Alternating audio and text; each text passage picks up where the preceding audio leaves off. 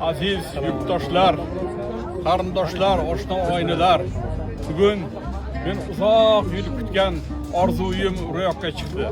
Yevropa davlatiga borib, shu Fransiyada, Parij shahrida Eiffel minorasining tepaga chiqishimni uzoq yillardan men orzu qilardim.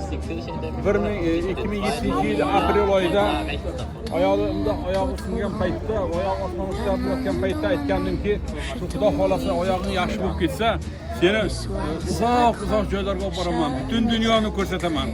Shu Parijda Eiffel minorasining ustiga olib chiqaman degandim. Mana shunga 19 yil bo'ldi.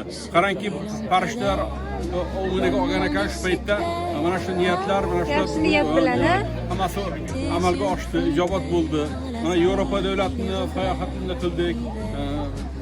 Slovakiyada bo'ldik, Avstriyada bo'ldik, Germaniyada bo'ldik, Shveysariyada bo'ldik. Mana hozir Fransiyadamiz.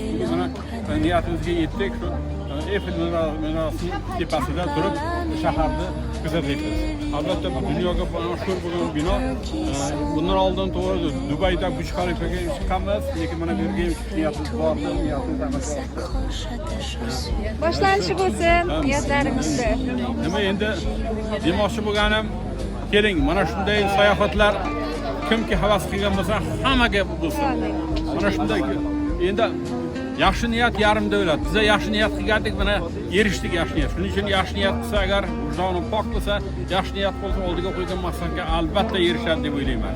Biz mana shu mehnatda orqasida mehnat qildik, harakat qildik, lekin bugun mana shunday bir natijalarga erishdik. Rohatini ko'ryapmiz. Rohatini ko'ryapmiz. Farzandlarimga rahmat. Sizlarga boring, hozir boring dedi. Yo'q, keyinroq qilsa, keyin qachon, nimani kutyapsiz? Yoshingiz qaraganda bo'lasiz. Hozir boring, hozir boring deb qo'yarda qo'ymasdan bizni o'g'illar, farzandlarim jo'natdi.